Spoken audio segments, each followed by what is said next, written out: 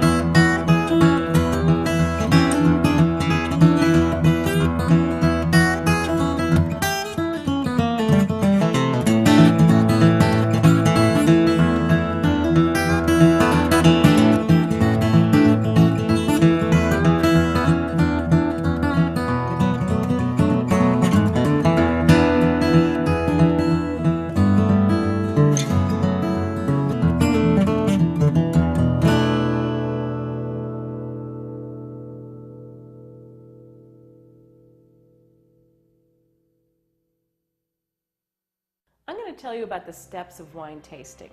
People love to go wine tasting, and we talk about wine tasting all the time. And tasting actually has a few steps. The first thing in tasting a wine is you want to look at it. You look at it for many different things. You look at it for clarity, you look at the color, you look at the color intensity, and you can swirl the wine in the glass and watch the way it kind of drips down the side. All of that is just the step of looking at a wine. In other words, the sense of sight.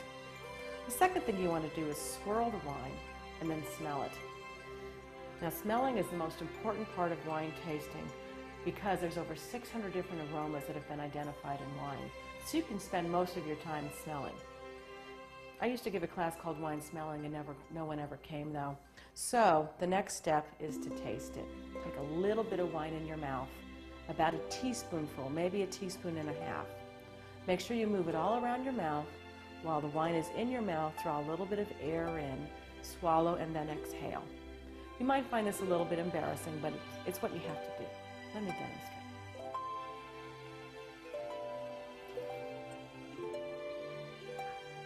After you taste the wine, you draw your attention to the wine's aftertaste, or those impressions on your palate that exist after you swallow and exhale.